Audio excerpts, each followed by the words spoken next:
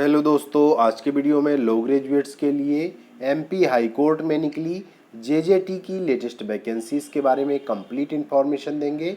इन vacancies में कोई भी एक्सपीरियंस नहीं मांगा गया है।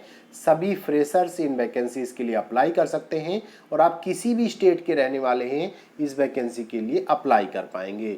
मीन्स यहाँ पर ऐसा कोई प्रतिबंध नहीं है कि दूसरे स्टेट के लोग अप्लाई नहीं कर पाएंगे। तो दोस्तों, इस नोटिफिकेशन की कंप्लीट डिटेल जानने से पहले यदि आप हमारे चैनल पर नए हैं या आपने अभी तक हमारे चैनल को सब्सक्राइब नहीं किया है तो सभी प्रकार के लीगल अपडेट्स, लीगल नॉलेज पाने के लिए जल्दी से वीडियो को लाइक और चैनल को सब्सक्राइब कर लीजिए।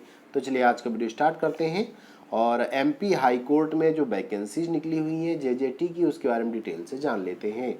तो सबसे पहले इसका ऑफिशियल नोटिफिकेशन कैसे प्राप्त करेंगे, तो आपको एमपी हाई कोर्ट की ऑफिशियल वेबसाइट पर जाना होगा www.mphc.gov.in। इस ऑफिशियल वेबसाइट पर आप गए, उसके बाद इसके रिक्रूटमेंट सेक्शन पर जाएंगे तो इसमें आप देखेंगे सीरियल नंबर 2 पर आपको 6 जुलाई 2023 को नोटिफिकेशन जारी हुआ है। ये है advertisement for recruitment to the post of JJT अर्थात junior judicial translator high court of Madhya Pradesh year 2023।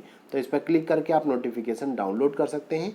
इस पेज का जो लिंक है वो हम आपको वीडियो के डिस्क्रिप्शन में उपलब्ध करा देंगे। और इन वैकेंसीज़ के लिए आपको ऑनलाइन फॉर्म अप्लाई करना होगा और जो ऑनलाइन फॉर्म है वो देखिए ऊपर लिखा हुआ आ रहा है online application forms oblique admit cards click here. तो यहाँ पर क्लिक करके आपको ऑनलाइन अप्लीकेशन फॉर्म अप्लाई कर देना है। तो चलिए इसके बारे में और डिटेल से जान लेते हैं।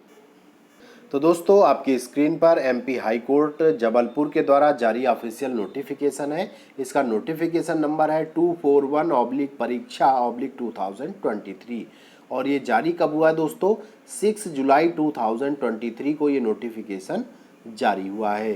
तो दोस्तों यहाँ पर जो पोस्ट है, पोस्ट का नाम है जूनियर जुडिशियल ट्रांसलेटर और इस वैकेंसीज के लिए यहाँ पर आपको ऑनलाइन फॉर्म अप्लाई करना होगा। तो देखिए ऑनलाइन एप्लीकेशन फॉर्म कब से स्टार्ट होंगे, तो 6 जुलाई 2023 से स्टार्ट हो चुके हैं फॉर्म और इसमें जो अप्लाई करने की लास्ट डेट है 4 अगस्त 2023 रात 12 बजे तक आप इस फॉर्म के लिए अप्लाई कर सकते हैं। और यदि फॉर्म भरते समय आपसे कोई गलती हो जाती है तो आपको उसके लिए समय दिया जाएगा सुधार के लिए और वो सुधार आप 9 अगस्त 2023 से लेकर के 11 अगस्त 2023 तक कर सकते हैं। मीन्स फॉर्म में यदि कोई गलती है तो आप ये 2 दिनों का जो टाइम मिल रहा है इस ड्यूरेशन में आप जो है अपना एप्लीकेशन फॉर्म करेक्ट कर लीजिएगा। एग्ज़ाम की कोई डेट अभी फिक्स नहीं की गई है। और दोस्तों इससे और डिटेल से जानते हैं। तो देखिए यहाँ पोस्ट का नाम था जूनियर जुडिशियल ट्रांसलेटर और टोटल जो वैकेंसीज़ हैं वो यहाँ पर 6 वैकेंसीज़ हैं।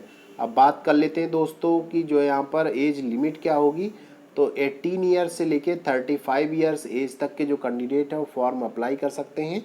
और क्वालिफिकेशन की बात करें तो आपके पास लॉ डिग्री होनी चाहिए बीसीआई अप्रूव्ड इंस्टीट्यूट या फिर यूनिवर्सिटी से। इसके साथ साथ आपको हिंदी और इंग्लिश लैंग्वेज का नॉलेज होना चाहिए और कंप्यूटर भी आपको आना चाहिए। आपको यहाँ कोई सर्टिफिकेट नहीं पेश करना है आपको हिंदी, इंग्लिश या कंप्यूटर का, लेकिन नॉलेज आपको होना चाहिए। तो दोस्तों सैलरी की अगर बात करें तो यहाँ पर ग्रेड पे अच्छा है। मीन्स पे स्केल है इसका 9300 से लेके 34,800 का है, जिसमें कि 3600 का ग्रेड पे है। तो इसे आप जो है कह सकते हैं कि बहुत ही अच्छी सैलरी यहाँ पर आपको मिलने वाली है। तो दोस्तों अब बात कर लेते हैं इससे जुड़ी हुई जो दूसरी क्वालिफिकेशंस एक प्रकार से कह सकते हैं जो एलिजिबिलिटी या एप्लीकेशन फ़ीस वगैरह क्या है।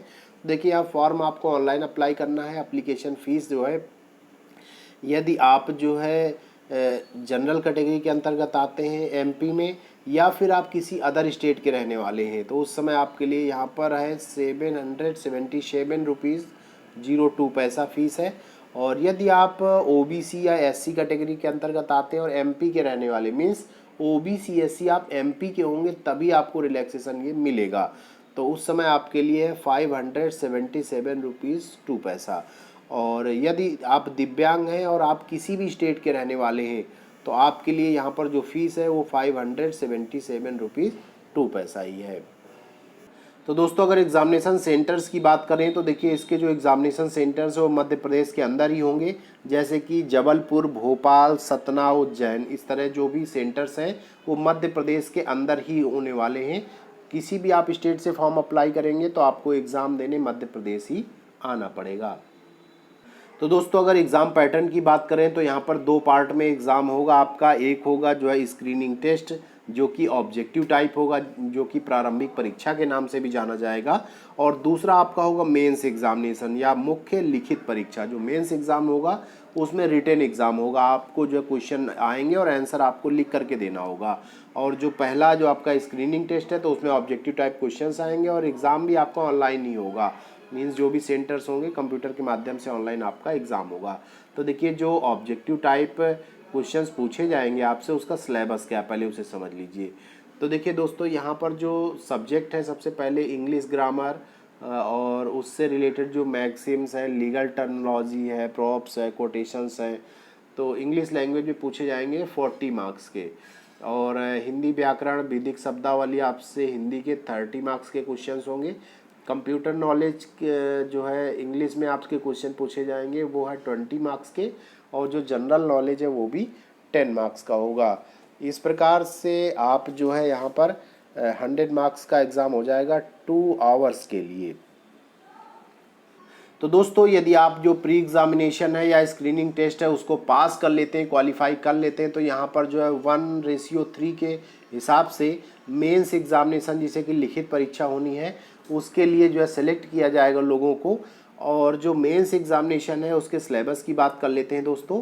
तो यहाँ पर देखिए आपको जो सबसे पहला जो है ट्रांसलेशन पूछा जाएगा हिंदी टू इंग्लिश, मीन्स आपको हिंदी टू इंग्लिश ट्रांसलेशन आना चाहिए, 40 मार्क्स का होगा। और फिर जो इंग्लिश टू हिंदी ट्रांसलेशन है वो 20 मार्क्स का है। और उसके बाद जो आपका वोकैबुलरी है, मैक्सिम्स है, लीगल टर्मिनोलॉजी है, प्रॉप्स, कोटेशंस हैं, ये सारे इंग्लिश लैंग्वेज में आपसे पूछे जाएंगे, ये 20 मार्क्स के होंगे। और जो इसमें आपका कंप्यूटर की टाइपिंग है या कंप्यूटर चला, कोई भी स्पीड नहीं है यहाँ पर कि इतनी स्पीड होनी चाहिए, बस कंप्यूटर में जैसे कोई लेटर एप्लीकेशन लिखना है तो आप लिख सकें, ऐसा नहीं हो कि आपको कंप्यूटर में टाइप करना नहीं होता हो। अगर ऐसा नहीं आता है तो फिर आपके लिए समस्या हो जाएगी, मीन्स कंप्यूटर नॉलेज आपको होना चाहिए। तो दोस्तों यदि आपको इतना सब नॉलेज है तो आप फॉर्म अप्लाई कर पाएंगे। दूसरी यहाँ जो है महत्वपूर्ण बात है वो समझने वाली कि जैसे प्री एग्जामिनेशन है, आपका स्क्रीनिंग टेस्ट है, तो उसमें यदि आप जनरल या ओबीसी कैटेगरी के अंतर्गत आते हैं तो आपके पास जो मार्क्स है स्क्रीनिंग टेस्ट में कम से कम 50% होने चाहिए। यदि आप SC ST कैटेगरी के अंतर्गत आते हैं तो कम से कम 45% मार्क्स, ये जो आपका स्क्रीनिंग टेस्ट है उसमें अगर उतने होंगे तब आप मेंस के लिए क्वालिफाई होंगे। इसी प्रकार मेंस एग्ज़ाम जो होगा तो मेंस में यदि आपके जो है 50% मार्क्स आते हैं जनरल ओबीसी के तो वो यहाँ पर क्वालिफाई हो जाएगा, क्योंकि जो फाइनल मेरिट बनेगी वो इसके बाद बनेगी। तो पहले तो आपको इस एग्ज़ाम को क्वालिफाई करना होगा, क्वालिफाई करने के बाद फिर इसकी फाइनल मेरिट तैयार होगी। तो फाइनल मेरिट में दोस्तों जिन लोगों का सिलेक्शन होगा उन लोगों को जॉब करने का चांस मिलेगा। बहुत बहुत धन्यवाद।